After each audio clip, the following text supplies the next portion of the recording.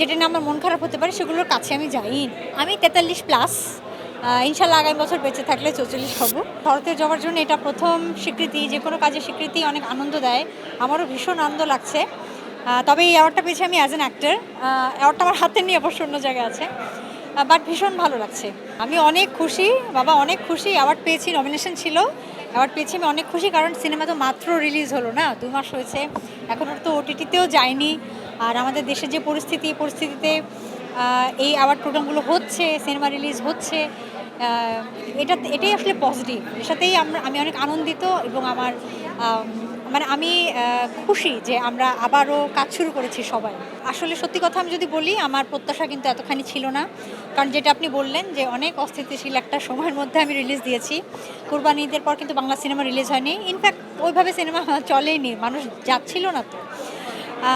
তো আমি অনেক বাধা নিষেধ সত্ত্বেও আমি রিলিজ দিয়েছি। আমি জানতে চেষ্টা করেছি যে কি হয়। তো দর্শকেরা হলে গেছেন, তাদের ভালোবাসা পেয়েছি, আমার ভক্তের ভালোবাসা পেয়েছি, আপনাদের প্রচণ্ড ভালোবাসা পেয়েছি। আপনি নিজেও জানেন কী পরিমাণ সাংবাদিক ভাইরা বা বন্ধুরা আমাকে সাপোর্ট দিয়েছে, হলে গেছে, বাইক নিয়েছে। তো আলহামদুলিল্লাহ এখন পর্যন্ত আমি যতখানি পেয়েছি শরতের জবা থেকে এই পরিস্থিতিতেও আমার মনে হচ্ছে যে, এবং তারপর শরতের জবার পরে, as a matter of fact, শরতের জবার পরে কিন্তু অনেক বাংলা সিনেমা রিলিজ হয়েছে। হ্যাঁ, মানে সমস্যার পর, কুরবানি ঈদের পরে শরতের জবা দিয়েই বাংলা সিনেমা রিলিজ আবারও শুরু হয়েছে, এটা সত্যি কথা। আচ্ছা, ছবি তো আসলে আমি তো 8 বছর কাজ করিনি। 8 বছর পরে তো ফিল্মে কাজ করলাম। শঙ্খচিল 2016-তে রিলিজ, তারপর তো এই যে 24-এ আমার শরতের জবা। তো হয়েছে কি, এখন আমি যেটা বলি যে ভিজুয়াল স্ন্যাকিং, মানে আমরা যেরকম স্ন্যাক খাই, স্যান্ডউইচ, সিঙ্গারা, সেরকমভাবে আমরা কিন্তু মোবাইলে কন্টেন্ট দেখি। হ্যাঁ, মানে খুব দ্রুত আসে, দ্রুত চলে যায়, আমরা দেখি ভুলে যাই। তো যেহেতু আমি 8 বছর কাজ করিনি এবং আমাদের সময় তো এরকমভাবে ছিল না, তাই না? ভাইরালের যুগ ছিল না তখন।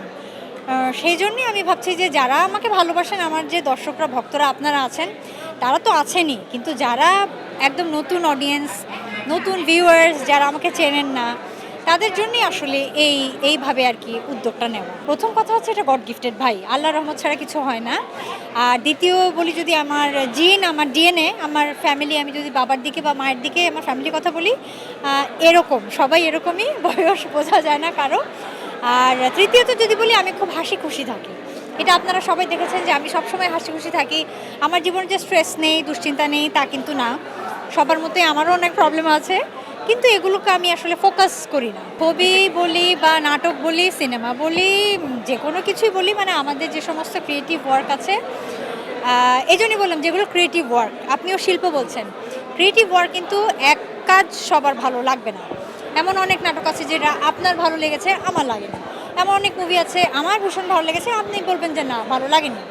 একইভাবে যে কোনো ক্রিয়েটিভ ওয়ার্ক সবার যে সমপরিমাণ ভালো লাগবে তা না। তো কেউ হয়তো নেগেটিভ কমেন্ট করবে বা মন্তব্য করবে, তাতে তো কিছু যায় আসে না। এবং আমার মনে হয় যে এই স্বাধীনতাও সবার থাকা উচিত। কিছু সময় অনেকে, আমি শুনেছি অনেক আর্টিস্টরা মন খারাপ করে, আপসেট হয়ে যায়। আমি কখনো এরকম হইও না, আমার খারাপ লাগেও না, কারণ আমার যদি মনে হয় যে আচ্ছা এটা আমাকে হ্যাম্পার করবে কোনো কারণে, আমি ইগনোর করি। আমার জেলাসির কথা আমি বলতে পারবো না, বাট আমার অনেক ইয়াং কলিগ যারা মানে একদম নতুন কাজ করছে, এরকম অনেকেই জিজ্ঞেস করে, মানে আমার এইজটা অনেকে তারা জানে না। তো আমি যখন বলি ভীষণ অবাক হয়ে যায়। তো তখন আমি 43+, ইনশাল্লাহ আগামী বছর বেঁচে থাকলে 44 হব। আজে বাজে মন্তব্য বা আজে বাজে কথা, আজে বাজে কাজ, আজে বাজে কোনো কিছুর মধ্যে আমি যাই না, যেটা আমাকে ডিস্টার্ব করতে পারে, যেটা নিয়ে আমার মন খারাপ হতে পারে, সেগুলোর কাছে আমি যাই। আমি বিড়ম্বনা বলবো না, কিন্তু খ্যাতির কারণে হয়, এগুলো পজিটিভ। মানে আমরা তো at the end of the, যে কাদের জন্য কাজ করছি, দর্শকের জন্যই তো কাজ করছি। তো দর্শকরা যে ভালোবাসে, এটাই তো দিন শেষে পাওনা। আমি এরকম আফসোস করি না আমার জীবনে। হ্যাঁ, জীবনে অনেক ভুল আছে, কিন্তু আমি ভুল নিয়ে আফসোস করি না, কারণ ভুল থেকে আমি শিখেছি। এবং আমার একদম সর্বোপরি আমি সবসময় এটা বলি যে আমি বিশ্বাস করি যে যা হয় ভালোর জন্য হয়, এবং আল্লাহর ইচ্ছাতেই সব হয়। ভালো মন্দ আমার জীবনে যখন ঘটেছে, হয়তো দিন শেষে আমার ভালোই হয়েছে। করতে পারি, কিন্তু সেক্ষেত্রে ওই যে বললাম যে আমার মতো করে তাদেরও ভাবতে হবে, আবার আমাকেও নিশ্চয়ই ভাবতে হবে। কিন্তু একদমই আগে যেভাবে কাজ করতাম 30 দিন মাসে, ওটা সম্ভব না। কাজ আগের মতোই সিলেক্টিভ, আরও একটু বেশি হয়তো সিলেক্টিভ হবে। কিন্তু হ্যাঁ, আমার মতো করে কেউ যদি ভাবে বা আমাকে চায়, নিশ্চয়ই আমি আগ্রহী। এলো খবরের কাগজ, নিখাদ, নির্ভীক, নিরপেক্ষ।